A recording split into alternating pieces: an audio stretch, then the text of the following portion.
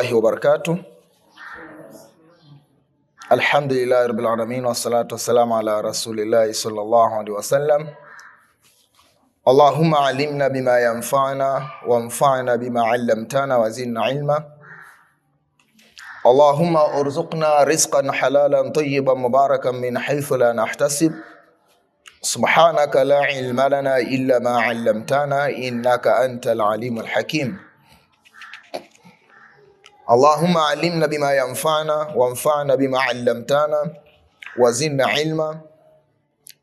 اللهم ارزقنا رزقا حلالا طيبا مباركا من حيث لا نحتسب. سبحانك لا علم لنا إلا ما علمتنا إنك أنت العليم الحكيم. Baada ya kumshukuru Allah tabaraka wa taala na kumtakia rehma na amani mtume wetu Muhammad sallallahu alaihi wasallam, huu ni mwendelezo wa semina zetu za mwezi ambazo zinalenga kutanua wigo wa uelewa katika fani ya tiba ya hijama, lakini pia kuwajengea uwezo zaidi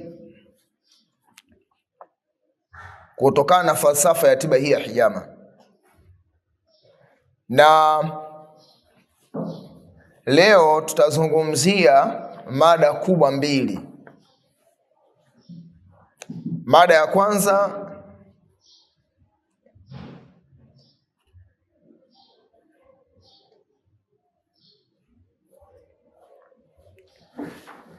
itazungumzia faida ya tiba ya hijama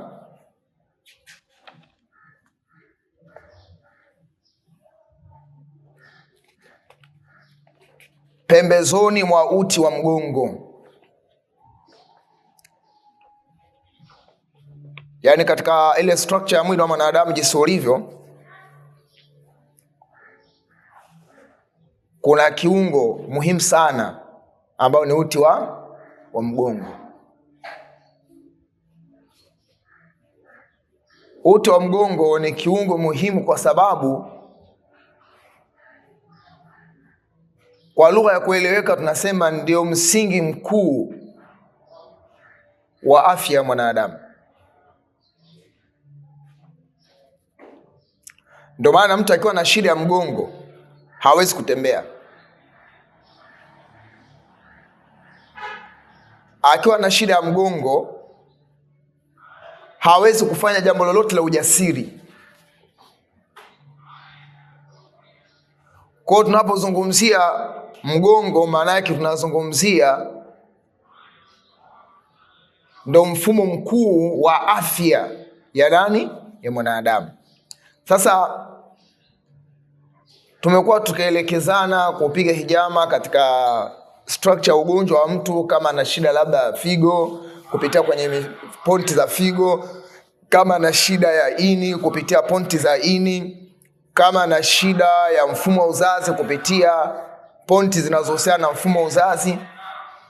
Lakini tunataka tuzungumzie uti wa mgongo kama uti wa mgongo. Mtu anapopiga hijama pembezoni mwa uti wa mgongo, kwa maana kutoka kuanzia pale kwenye kiuno na nyonga, sawa, alafu unakuja kufuata ule uti wa mgongo kwa pembezoni mpaka kuja eneo la juu ya mabega sambamba na eneo la kahil. Hiyo ndo structure yake inapokuwa. Kwa maana huku inaanzia kwenye kiuno, inakuja inaanzia kiuno na nyonga zake, na kisha unazipanga zile kapsi kutoka pembezoni mwa uti wa mgongo, kwa maana kuanzia eneo lile la diski kuja inapanda lumbar system, inakuja mpaka eneo la juu kabisa mgongoni. Kwa zile kapsi zinakuwa zimekaa pembeni. Ule uti wa mgongo unapopo uko wapi? Kati. Sasa ziko faida ambazo wewe unatakiwa uzifahamu kama daktari. Kwamba inawezekana kuna baadhi ya changamoto zipo kazipokea, ukawa wala hauna haja ya kupita mifumo mingine mingi, ukatumia tu hii structure, ukajikuta wewe umeweza kutatua karibu matatizo mengi yanayohusiana na mwili wa binadamu. Kwa hiyo nasema tukizungumzia uti wa mgongo, maana au tukizungumzia huo mgongo wenyewe, tunasema ndo mfumo mkuu wa afya ya nani? Ya mwanadamu. Na ndio maana hata ukiangalia utaona eneo la kahil limekuwa ni eneo mama katika kutibu, kwa sababu hilo eneo lina mishipa ile 12 ambayo ina connect zile nerves zote zile za mfumo wa mwili wa nini wa mwanadamu kushuka chini kwenye kiwiliwili. Lakini pia tumekuwa tukipiga kwenye kiuno kuhusiana na mfumo wa uzazi, kwa sababu ukipiga kwenye kiuno maana yake ume control mfumo mzima unaohusiana na uzazi, iwe mwanaume au mwanamke, sambamba na eneo la miguu chini. Sasa tutaizungumzia faida ambayo inaweza kupatikana kama tutamfanyia mtu hijama kwa kufata pembezoni mwa uti wa mgongo. Kuna picha hapa. Kuna picha hii. Nadhani hii picha nishai kuituma huko miaka nyuma, lakini nitaituma tena kwa maana ili kuendana na ili somo ambalo umefanya nini, umelisoma, ili uone kwamba ile structure yake jinsi ya kupita, unatakiwa upite kwenye hizi njia jinsi ilivyopita hizi nukta katika hii hijama.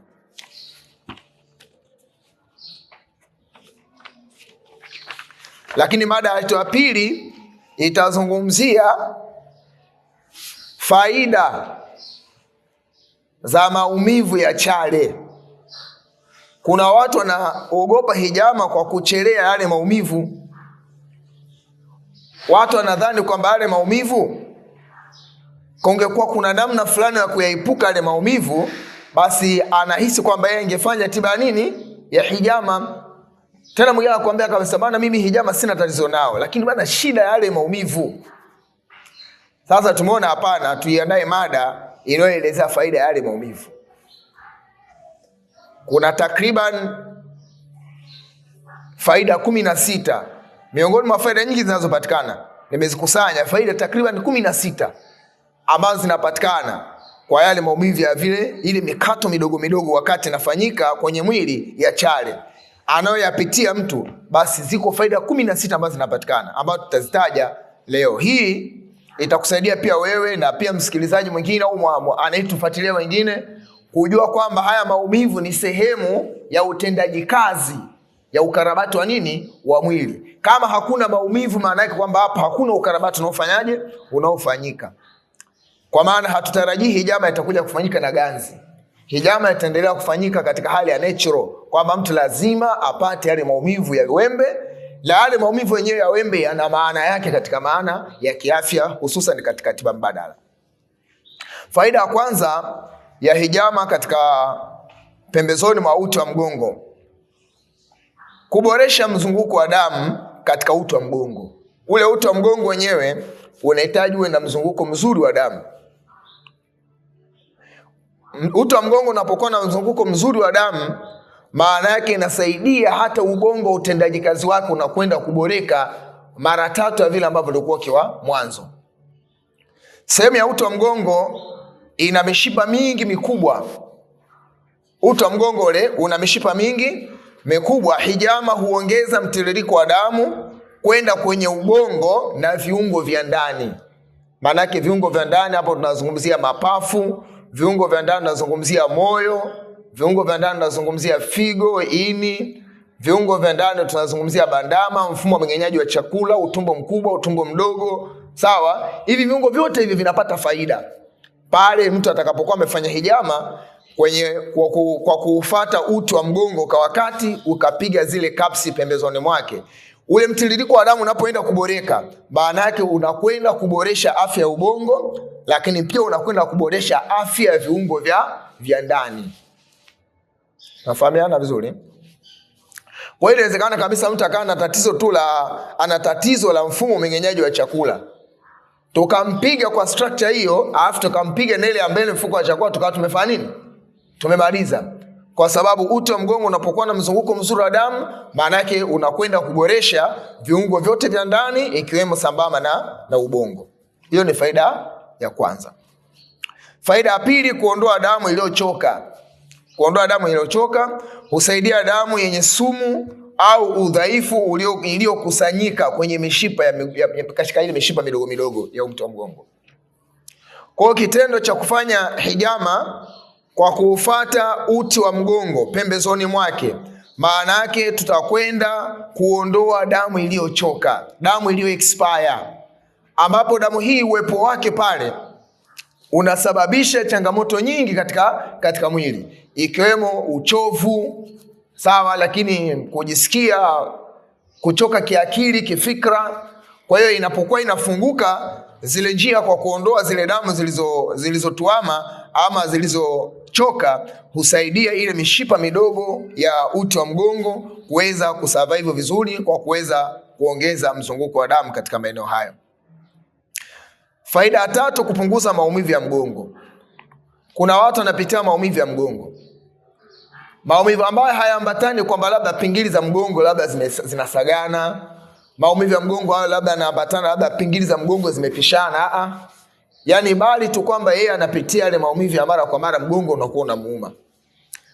Kwa mgongo kuuma kunaweza kuwa kunasababishwa na kusinyaa kwa mishipa ya uti wa mgongo. Mgongo kuuma unaweza kusababishwa na kutuama kwa damu katika uti wa mgongo. Mgongo kuuma pia kunaweza kusababishwa na hii damu iliyochoka katika mishipa midogo ya uti wa mgongo. Kwa hiyo tunapokwenda kufanya tiba ya hijama kwa kupiga pembezoni mwa uti wa mgongo, maana yake tunakwenda kupunguza maumivu ya mgongo moja kwa moja, na hii kwake inakuwa inamletea afya nzuri. Hiyo ni faida ya tatu. Faida ya nne, kuondoa msongo wa neva. Zile nerve pressure. Uti wa mgongo ndiyo njia kuu ya neva, yani tukizungumzia mifumo ya fahamu, yani njia kuu ya mifumo ya fahamu inapita kwenye uti wa mgongo. Kwa hiyo sasa tunapokwenda kufanya hijama pembezoni mwa uti wa mgongo, tunakwenda kuondoa msongo wa neva. Kwa maana hiyo hupunguza shinikizo kwenye zile neva, yani ile shinikizo inayopelekea mtu kuchoka kwa zile neva, kushindwa kufanya kazi mifumo ya neva, kwa maana ile mifumo ya fahamu. Kwa hiyo tunaweza kuzungumzia hapa, kwa mfano mtoto ama mtu mzima amekuwa na upungufu wa fahamu, ana upungufu wa fahamu au ana uzito wa ufahamu au ana uzito wa hifadhi yake imekuwa ni dhaifu, basi tunaweza tukampiga kwa structure hiyo, tukafata uti wa mgongo pembezoni mwake, tukaweza kuondoa tatizo la neva, ambapo litamsaidia kuongeza maarifa ya ufahamu wake, lakini pia tutasaidia sana kumuondoshea maumivu ya zile neva za kichwa zinazoenda kichwani, ama neva zinazoungana na mfumo wa ubongo pamoja na uti wa mgongo. Kwa kuwa mfumo mkuu wa njia kuu za neva unapatikana katika uti wa mgongo, tukifanya hijama kwa kufuata pembezoni mwa uti wa mgongo, tutakwenda kuondoa msongamano wa neva katika uti wa mgongo. Hiyo ni faida ya nne. Faida ya tano, kuboresha mawasiliano ya mfumo wa neva. Mawasiliano, hapo tunazungumzia mambo ya kumbukumbu. Mawasiliano maana yake kwamba upelekaji wa taarifa, kwamba kuna mwingine anaweza akafinywa huko chini na asisikie kwamba alifinywa, kwa maana kumekuwa hakuna mawasiliano ya mifumo ile ya fahamu kuja kwenye ubongo. Kwa hiyo ikifanyika hijama kwa kufata pembezoni mwa uti wa mgongo, itakwenda kusaidia kuboresha mawasiliano ya mfumo wa neva. Neva zinapoachia, mawasiliano kati ya ubongo na mwili kuwa bora zaidi, kwa maana kitendo cha kufanya hijama na zile neva ambazo zimeshikamana ama zimefungamana, zimesongamana, zikiachia zile na kuwa free, maana yake kwamba sasa ubongo unafanya kazi vizuri zaidi kuliko mwanzo. Kwa hiyo hii itasaidia kuamsha uelewa, kuamsha hifadhi ya masomo, kuamsha utulivu pia wa akili. Faida ya sita, kuimarisha kinga ya mwili. Hijama huchochea mfumo wa lymphatic, na ndani hilo tushalisoma sana hilo. Mfumo wa lymphatic system na seli zile za kinga na kufanya kazi vizuri, kwa maana zile white blood cell, kwa maana mfumo wa hijama itakaofuata pembezoni mwa uti wa mgongo itaenda kusaidia pia kuongeza kinga katika mwili, kwa maana ule mfumo wa lymphatic utakuwa umeboreshwa, utafanya kazi vizuri zaidi, lakini pia utakuwa unaweza kukabiliana na zile changamoto ambazo zinazohusisha kudhoofika kwa mfumo wa kinga. Kwa hiyo pia kadhalika sambamba na uzalishaji wa kinga utakuwa unaweza kuzalishwa mara 3 ya vile awali aliyokuwa nayo mtu mwanzo. Kwa hiyo tunaweza tukatumia hii structure ya kufuata uti wa mgongo kuwatibu hata watu walioathirika au watu ambao wana maambukizi katika mapafu, au kwa maana kama watu wa pneumonia, watu wenye pumu ya muda mrefu, wenye kikohozi cha muda mrefu, kwa sababu hivyo vyote ni katika vitu ambavyo vina affect mfumo wa kinga, kwa sababu inahusiana na mapafu. Kwa hiyo kupitia hijama ya pembezoni mwa uti wa mgongo tutakwenda kuimarisha kinga ya mwili kwa ujumla. Faida ya 7, kupunguza msongo wa mawazo. Wale watu wenye stress kali, basi hawa watu tunaweza tukawasaidia kupitia hijama ya kufata uti wa mgongo.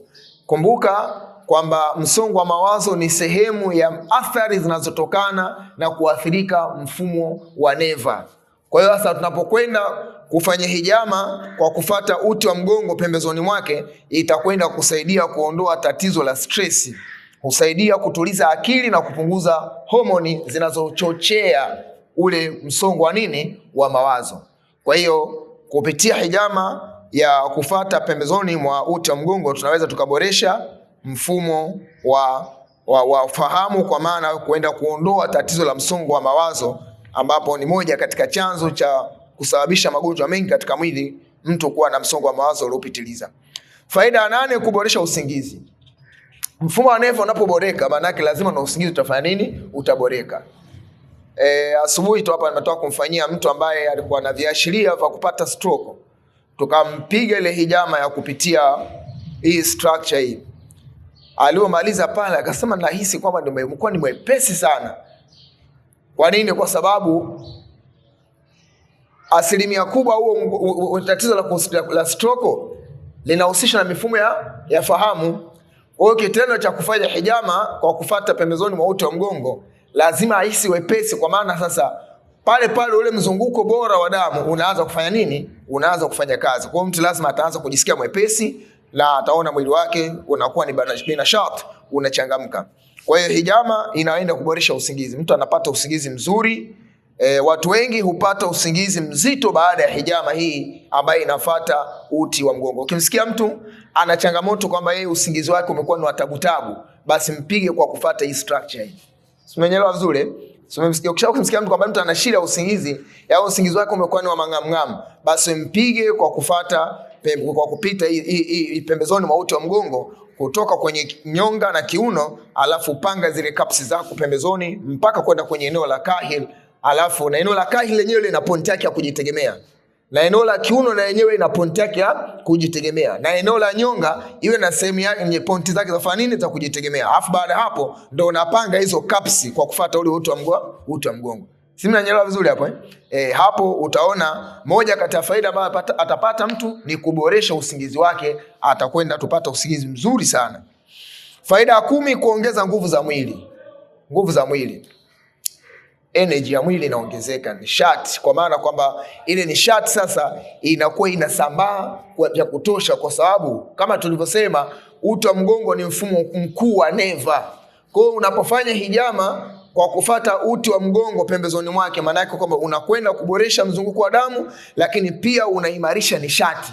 Kwa unapoimarisha nishati, lazima ile quwwati jismi, nguvu ya mwili, lazima utafanya nini? Itakwenda itaboreka, na hali hii itamsaidia mtu kuondoa uchovu sugu, lakini pia kurejea nguvu ya mwili kama kawaida. Wakati mwingine kwamba nguvu ya mwili inapotea kwa sababu mtu anakuwa anachoka sana, mara kwa mara anakuwa anachoka, yana akifanya kazi kidogo yamechoka. Kwa hiyo kitendo cha kufungua mfumo wa neva vizuri na mzunguko wa damu kuboreka, nishati kusambaa vizuri katika mwili, maana yake tutakwenda kumboresha huyu mtu moja kwa moja, ataondokana na uchovu sugu, lakini pia kurejesha ile nguvu ya mwili. Kwa hijama hii inasaidia pia kurudisha nguvu ya mwili.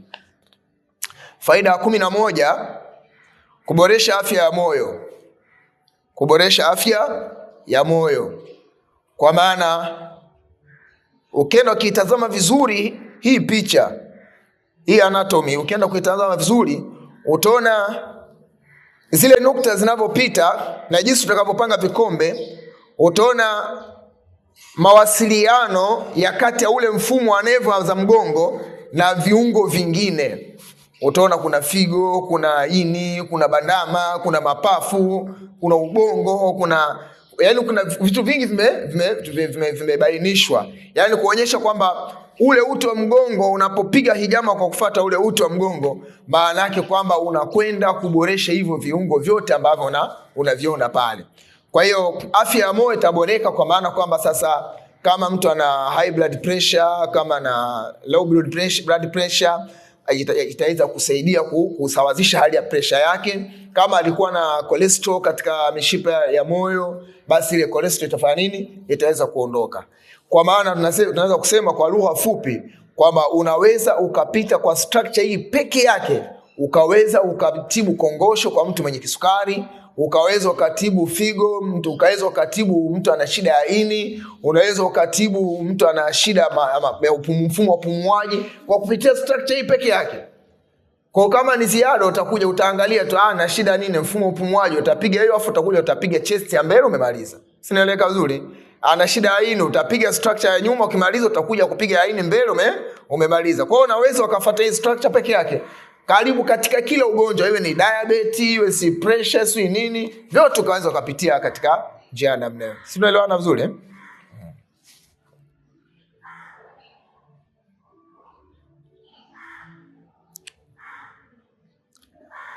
12, kupunguza pressure ya damu.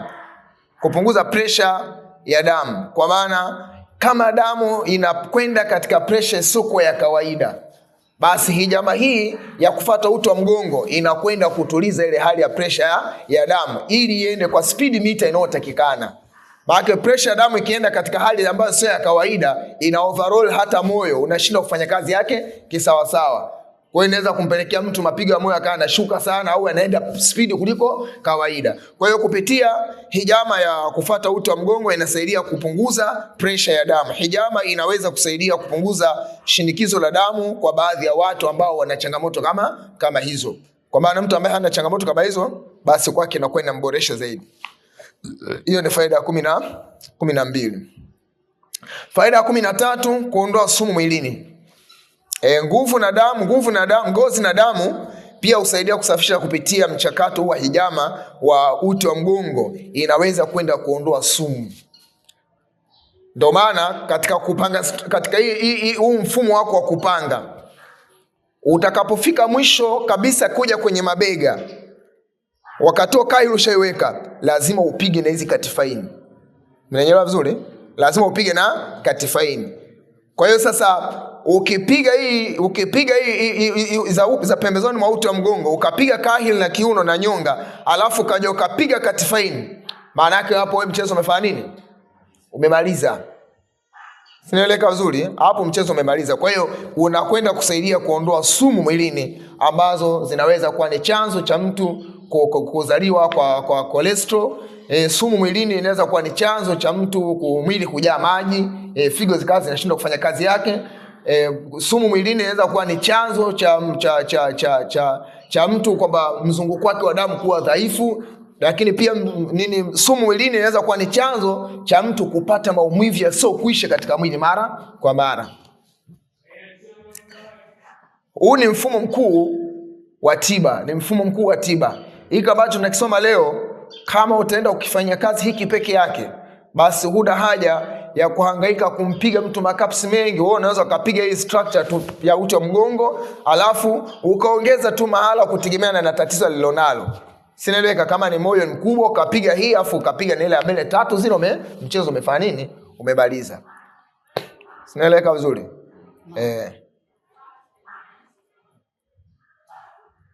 Faida ya 14, kuboresha mfumo wa mmeng'enyo wa chakula. Na kile tunachokitaja sio tunakitaja kuburudisha baraza hapa. Sinaeleka vizuri? Ni exact kabisa tunachokizungumza. Yaani maana kwamba kama mtu ana shida ya mmeng'enyo wa chakula, sinaeleka vizuri, maana yake unapita katika structure hiyo. Mtu ana shida ya immune system, kinga yake iko chini, pita katika mfumo huo. Sinaeleka vizuri? Maana kama ni mfumo mmeng'enyo wa chakula, maana yake hapo hata bawasiri ndani yake anafanya nini? Inaingia. Kwa sababu bawasiri ni matokeo ya mfumo mbovu wa mmeng'enyo wa nini? wa chakula. Kwa hiyo unaweza ukapiga kwa structure hii ya nyuma, then ukaja ukamalizia zile za mbele kama kanuni yake jinsi ilivyo, mchezo umemaliza. Sinaeleka vizuri?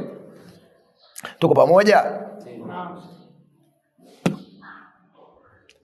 Neva za mgongo zina uhusiano na tumbo. Hijama husaidia ile digestion ya chakula. Kwa hiyo mmeng'enyo wa chakula inaenda kusaidia moja kwa moja.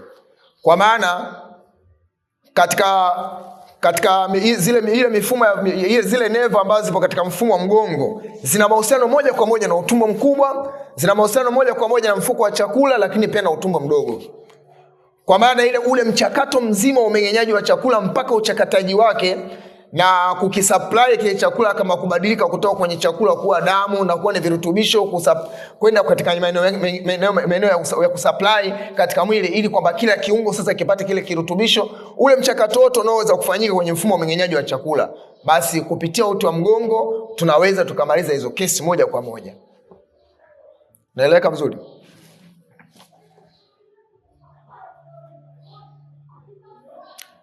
Kumi na tano, kupunguza gesi tumboni na kuvimbiwa, ile hali ya mtu muda wote kujisikia kashiba. Sawa?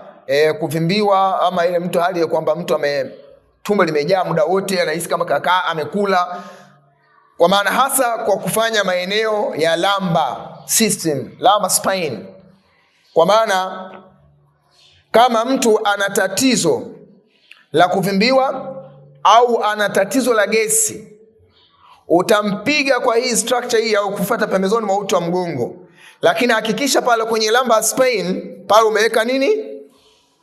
Umeweka nini pale? Kapsi. Sinaeleka vizuri? Pamoja utakuwa umepiga zile za pembeni. Sawa? Lakini yenyewe ile lumbar spine ile piga pale moja kwa moja. Kwa kama mtu ana hali ya gesi. Sawa? Kama mtu ana hali ya kuvimbiwa, mara kwa mara tumbo kuhisi kama linajaa, hiyo hali itaenda kufanya nini? Itaenda itapotea.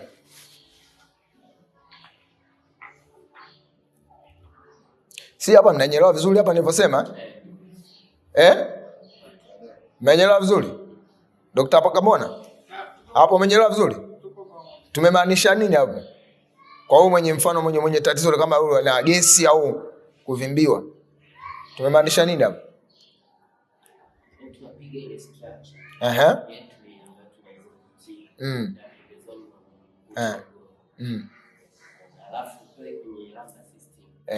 Lazima tupige kikombe. Kwa upande tunapiga kikombe kwa maana tunaongeza kwenye lamba. Sinaeleka vizuri kwa hiyo hii itakwenda kuongeza nguvu zaidi ya lile tatizo kufanya nini? Kuweza kuliondoa kwa haraka. 16, kuboresha kazi ya ini na figo. Kuboresha kazi ya ini na figo. Kwa maana huchochea detoksi ya asili ya viungo hivi. Kwa maana kazi ya ini nadhani tunajua ni kuchuja sumu. Sawa? Lakini ni moja katika chanzo kikuu cha nishati ini. Sinaeleka vizuri? Na hiyo figo. Na ndio maana viungo hivi viwili vikubwa, mtu akiwa anaumwa hivi, mwili unakosa nishati, unakosa nguvu, anakuwa hawezi kufanya movement. Sinaeleka vizuri? Kwa hiyo sasa kupitia hii structure ya uti wa mgongo tunakwenda kuboresha afya ya ini, tunakwenda kuboresha afya ya figo. Kwa kama mtu ana odema, odema ni moja kati ya ugonjwa ambao chanzo chake kikubwa kama mnakumbuka ni nini? Kushindwa kwa moyo kufanya kazi vizuri ya kusukuma nini? Damu. Sinaeleka vizuri? Ndio moja katika chanzo cha ugonjwa wa odema. Unapelekea kwamba kutokuwa na mzunguko mzuri wa damu, inapelekea maji kushuka miguuni. Ndio mtu anaenda kujaa miguu, anavimba. Sawa sawa?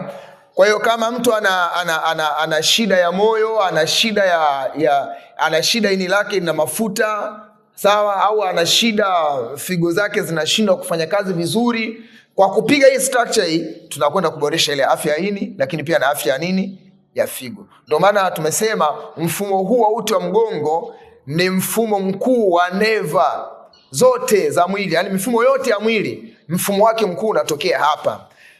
Nadhani tumeona hata wakati tunasoma kozi ya hijama, tulikuwa kwenye darasa zetu zile, tunaona kwamba karibu kila ugonjwa kwenye kuutibu lazima unaanzia wapi? Umeanzia mgongoni, alafu ndo utamalizia eneo lingine ikiwa ina mahusiano na eneo lingine. Kwa hiyo sasa kupitia hii, kwa maana sasa unaweza ukajipunguzia kazi. Wewe ukawa unacheza tu na hiyo structure uti wa mgongo, utaongeza pointi kutegemea na ugonjwa wa mtu alionao, kuona kwamba kama anahitaji na mbele, kwamba maeneo gani ongeze mbele kwa ajili ya kumalizia ule mzunguko. Kwa hiyo tunakwenda kuboresha pia kazi ya ini na figo katika utendaji kazi wake, hususan ile kazi ya kuchakata sumu katika mwili. Basi ini itaweza kufanya kazi yake kwa hali ya kiwango cha juu, lakini pia na utendaji kazi wa figo utakwenda kuboreka. 17, kupunguza maumivu ya kichwa. Mara nyingi fuatilia sana watu wanaoumwa matatizo ya mgongo, huwa lazima na kichwa kinafanya nini? Kinauma. Na mashaitani ni moja kati ya maeneo ambayo ndo huwa yanayakamata sana, ni maeneo ya mgongo. Na ndio maana mtu mwenye mashaitani mpaka kichwa chote anakisi mazonge. Sawa? Kichwa anahisi mazonge, anaweza kaingia katika swala tu ile Allahu Akbar, basi tayari kashasahau yuko rakaa ngapi. Yani kiufupi anavurugikiwa. Kwa maana hawa maviumbe wanachangia sana kuharibu mfumo wa neva. Kwa kupiga hii structure hii, tutakuwa tunakwenda kusaidia sana kuboresha na kupunguza maumivu ya kichwa. Hasa maumivu haya yanayokusudiwa hapa hasa migraine, kwa maana maumivu ya kipanda uso. Pia msongo wa damu, msongo wa mawazo, maumivu yanayotokana na msongo wa mawazo. Kuna maumivu ya kichwa yanayotokana na stress. Mtu kuwa na msongo wa mawazo mkali ambao unapelekea mtu mpaka kichwa kufanya nini? Kuuma. Lakini pia kuuma kwa kichwa kutokana na damu kushindwa kusambaa vizuri, ambao pia inaweza kumpelekea mtu kichwa kufanya nini? Kuuma. Kwa hiyo kupitia hijama ya kufata uti wa mgongo, basi inaweza kusaidia sana kwenye kuboresha na kuondoa ama kupunguza kabisa na yale maumivu yanayotokana na kichwa. Faida ya 18, kuboresha kumbukumbu. Mtiririko mzuri wa damu kwenye ubongo huongeza uwezo wa kufikiri. Kwa maana kitendo cha kwamba hijama inayofuata uti wa mgongo inakwenda kuboresha mzunguko wa damu, kwa maana hasa tutakwenda kuimarisha kumbukumbu, na kama tutaimarisha kumbukumbu, maana yake na ule uwezo wa mtu sasa kufikiri unakuwa ni mkubwa zaidi. Tulishawahi kusoma kwenye darasa zetu kwamba yani mtu anayefanya hijama na asiyefanya hijama hawezi kufanana katika uwezo wa kufikiri. Mtu anayefanya hijama uwezo wake wa kufikiri unakuwa ni bora zaidi kuliko mtu ambaye hafanyi hijama. Kwa hiyo hijama hii itaenda kuboresha itakwenda kuboresha kumbukumbu, kwa maana mtiririko wa damu uliokuwa mzuri kwenye ubongo utakwenda kuongeza uwezo wa mtu kufikiri vizuri. 19, kuondoa ganzi mwilini. Kama mtu ana tatizo la ganzi, basi pita hii structure ambayo tunaisoma hapa. Ukipita hiyo, basi kama ni ganzi ya miguuni, ukaenda ukamalizia na huko kwenye miguu kampiga zile za chini ya goti hapa, nyuma ya goti na kwenye hizi muscles, hizi nyama za vigimbi kuja chini, basi kama alikuwa na ganzi, kwa kuwa mfumo wote wa neva, mfumo wake mkuu unapatikana kwenye uti wa nini? Wa mgongo. Ili ganzi itahama na itaondoka moja kwa moja. Kwa maana misuli inapolegea, misuli inapokuwa inapolegea na kupitisha damu vizuri, husaidia watu wenye ganzi, ile ganzi ikafanya nini? Ikaweza kuondoka. Faida ya 20, kuboresha mkao wa mwili. Maana yake kwamba ile body yake yote system ile kwamba inakuwa ipo sasa ina utimamu. Sawa? So kwamba mtu mara asikia kama kuna sehemu fulani katika nyonga anaumia, sawa? Au kuhisi mara kama kwenye maeneo ya mgongo katikati kwenye lamba hapa pana nyuma. Kwa hiyo ule mkao wa mwili wote kwa ujumla ule, kwa sababu si una muunganiko wa neva kuu zipo katika uti wa mgongo, kwa hiyo inafanya ule mkao wote wa mwili unakwenda kuboreka. Tuna mgonjwa hapo, naona amekuja na kesi ya mgongo, ndo anafanywa hijama sasa hivi hapo ndani. Napita katika structure kama hii. Naamini inshallah baada ya hijama ya leo, akikaa ndani ya siku 2-3 ataona ahueni kubwa atapata kwa uwezo wa Allah. Kwa mkao wa mwili unakwenda kuboreka. Kwa maana misuli inapolegea, mkao wa mwili pia nao wenyewe unaboreka. 21, kuondoa uchovu wa misuli. Kuondoa uchovu wa misuli. Kwa maana kwa kuwa uti wa mgongo ni mfumo mkuu wa neva.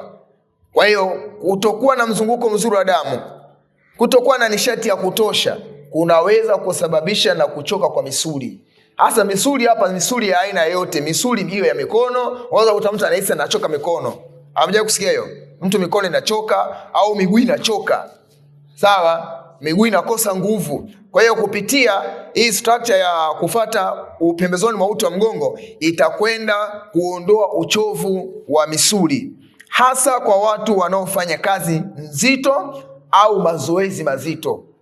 Sawa, wacheza mipira, watu wa boxer, kickboxer, watu wa karate, watu wa mereka, sinaeleka vizuri, au wale ambao wanafanya kazi zile za kutumia nguvu, kuvunja mawe, sinaeleka vizuri, kuvunja miamba huko nini. Kuna watu ambao wanafanya kazi ngumu. Sasa hawa watu inawafaa sana hijama hii ya kufuata hii structure nini ya uti wa mgongo. Inakwenda kusaidia kuondoa uchovu wa nini wa misuli. Kwa misuli muda wote inakuwa ipo active. Binadamu hatufanani jamani, sawa Kila mmoja na shughuli yake ya kufanya. Siku moja nilikuwa naangalia clip moja, wala alikuwa anaonyesha uchimbaji wa mafuta. I say, sijawahi kuona shughuli ngumu kama shughuli ya uchimbaji wa mafuta. Yaani bwana, wewe usikie hivyo hivyo. Malipo yake unaweza kasikia kwa siku ni milioni 30. Lakini hiyo shughuli inayofanyika pale, baba, sio ya kawaida. Pamoja kuna mitambo na nini, lakini shughuli yake ni ngumu sijapatapo kuona. Kwa sasa kuna watu wanafanya shughuli ngumu. Mtu jiwe lile kana alichukua nini, anachukua jiwe anaanza kulicharanga lile mpaka linatoka kokoto. Na ndio kazi yake, ndio inampatia riziki hiyo. Sasa watu kama hawa hijama hii inawafaa sana, kwa maana inafanya ile misuli yake isifanye nini, isichoke muda wote na kuwa ipo active kwa kazi.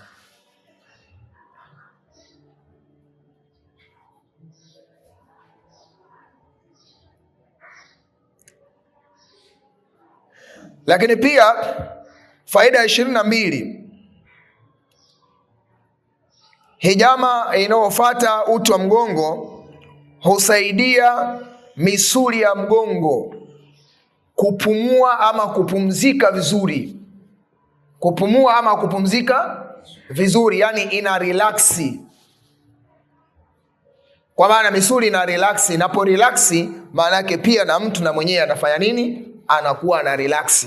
Kwa hiyo kwa maana hijama ya uti wa mgongo inasaidia sana kuifanya misuli ya uti wa mgongo kurelax vizuri, na hali hii inamfanya mtu kujisikia mwili ukiwa uko vizuri.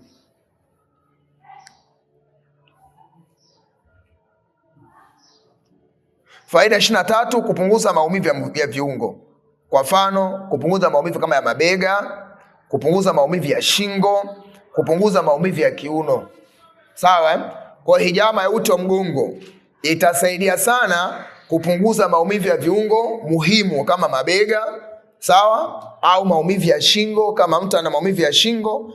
Ukiitazama vizuri hii picha utaona kwamba uti wa mgongo umekuja kuunganisha na eneo hili la shingo, inakuanzia shingo.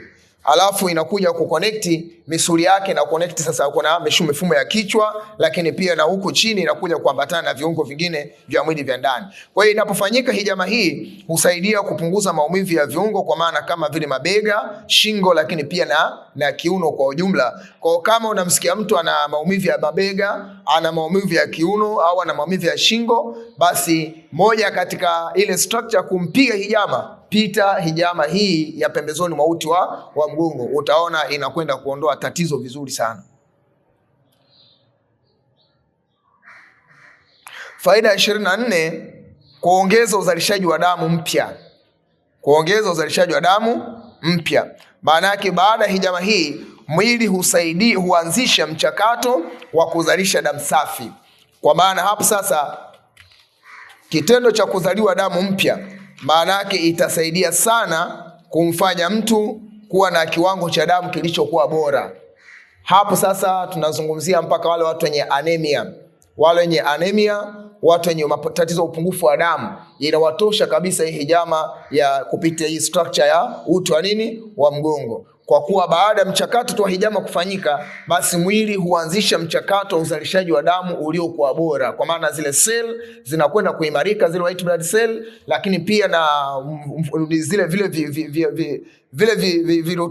viambata ambavyo vinasaidia katika uzalishaji wa damu, ikiwemo kama bandama, ini, figo, inakwenda kufanya vizuri zaidi katika uzalishaji. Kama tunavyoona figo inavyosaidia kwenye uzalishaji wa seli nyekundu za damu, maana yake kwamba baada ya hijama hii itasaidia sana kwenye uzalishaji wa damu kuwa mzuri. Kwa hiyo kama mtu ana anemia kali, inaweza kaondoka ile anemia na hatimaye kiwango chake cha damu kikarudi katika hali ya usawa. Nadhani tulishalizungumza sana, na ni kurudia tu kwamba mtu kama ana anemia, tutaangalia tu ile anemia yake ipo katika kiwango cha aina gani. Kama ni anemia ambayo inasoma labda damu yake ipo kwenye 6 au 7, si vyema moja kwa moja ukampiga caps za kuvuta damu.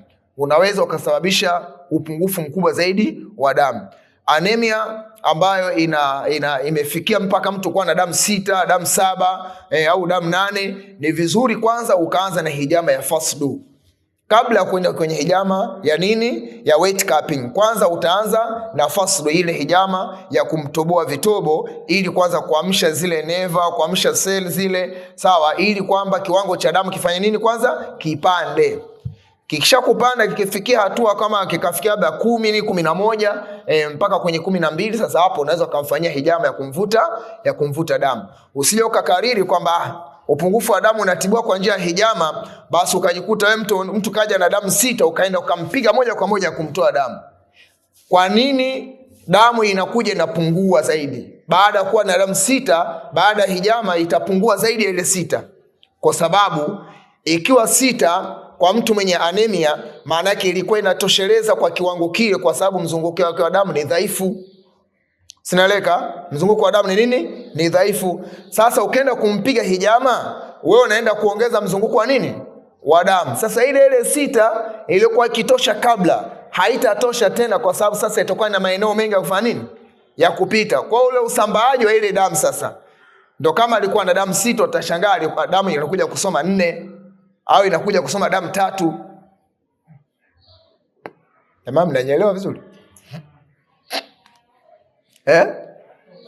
Kwa hiyo ndio maana nasema kwamba kama mtu ana anemia kali, imefikia kwamba damu kuwa kwenye 6 au ana damu 8, 8.5, 7.5, ni vizuri kwanza kabla ya kuingia kwenye hijama kumvuta damu, sawa, anza na hijama ya vitobo, fasdu.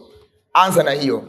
Na alhamdulillah wengi sisi tunawafanyia hapa kwa muda mrefu sana, unakuta inasaidia sana. Akifanya ya kwanza, anapata mapumziko kama ya siku 3, 4, ya 5 anakuja unampiga tena fasdu, anakwenda anapumzika siku 3, 4, na kadri anavyokuja anatakiwa apime damu. Anapopima unaona kile kiwango kinafanya nini? Kinaongezeka.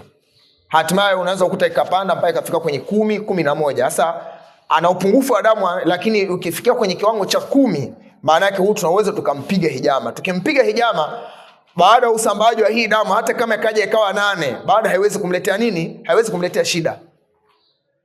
Na kama baada ya hijama akafuatilia vizuri yale masharti ya ulaji wa vyakula, mboga za majani, matunda, maji ya kutosha, basi hii itakuja sasa, ile anemia yake itapona moja kwa moja. Kwa hiyo kiufupi, hijama ya uti wa mgongo inasaidia sana kwenye uzalishaji wa damu. Faida ya 25, kuimarisha afya ya ngozi. Kwa maana hijama hii pia inasaidia sana kwenye kuimarisha afya ya ngozi. Kwa kuondoa sumu, ngozi hung'aa na pia kuwa na afya nzuri. Kwa maana zile sumu ambazo zinatoka kwa njia ya kupiga katika hizi sehemu ambazo tunazisoma hapa, itaweza kusaidia kuimarisha afya ya ngozi, na hivyo kutokana na zile sumu ambazo tumezitoa. Faida ya 26, kupunguza dalili ya wasiwasi. Kupunguza dalili ya wasiwasi. Kwa maana inawezekana kwamba mtu ana hali ile ya viashiria vya kuwa na wasiwasi, kukosa amani, sawa, yani muda wote anahisi kama kuna kitu kibaya kitamtokea.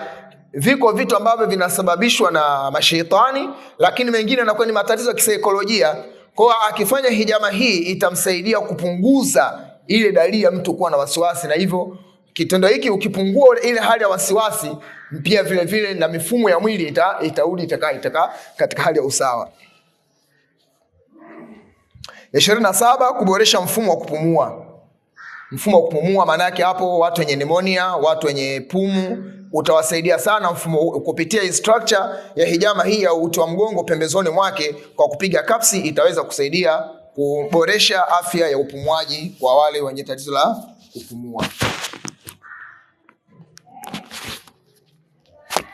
So pamoja mnalala.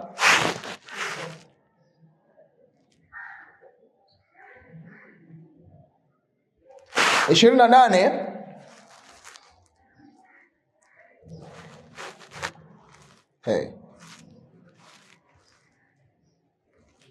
kuongeza nguvu za kiume na za kike.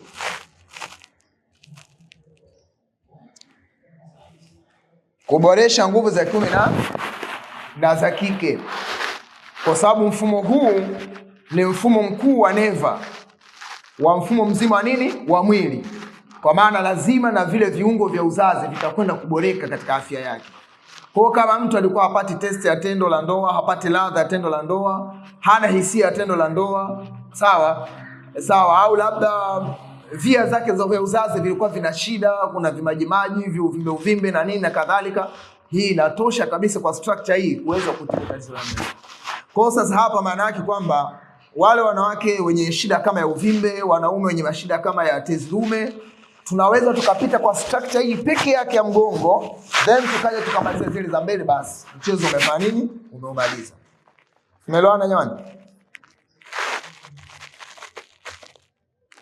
Kwa hiyo hijama ya kupiga pembezoni mwa uti wa mgongo husaidia sana kuboresha nguvu za kiume na za kike.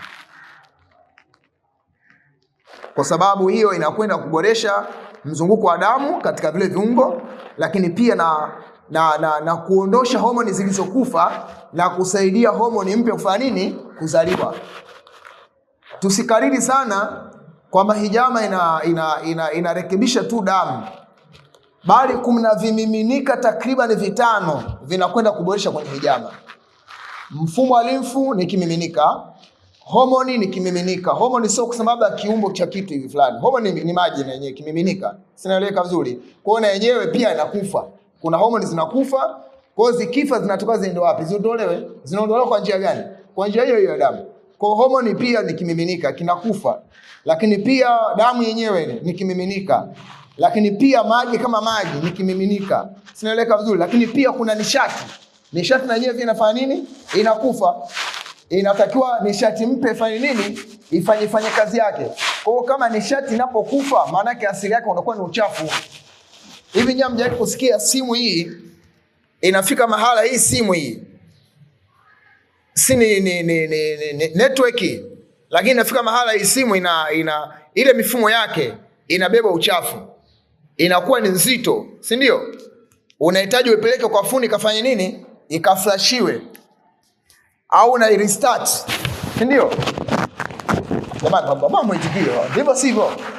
Ile unapo restart simu au unapoenda kuipeleka kwa fundi kuiflash, maana yake unataka ile simu iongeze nini? Ile speed. Unaweza kukuta unaingia kwenye internet, lakini unakuta ina download vitu kwa slow sana, kwa maana kuonyesha simu imefanya nini? Imejaa. Kwa hiyo inabidi upunguze vitu. Kwa hiyo hizi homoni, maji ya limfu, maji ya mengine ya kawaida, damu, nishati, hizi zote na zenyewe zikishakufa zinageuka kuwa ni taka. Zikishakuwa taka, maana yake mwili unakuwa ni mzito. Kwa hiyo unapoenda kufanya hijama, maana yake unaenda kuondoa hivyo vitu vyote hivyo, unavikusanya pamoja na vitoa, ili kuruhusu ule mfumo mpya uzaliwe na uendelee kufanya kazi. Faida ya 29, kupunguza maumivu ya hedhi.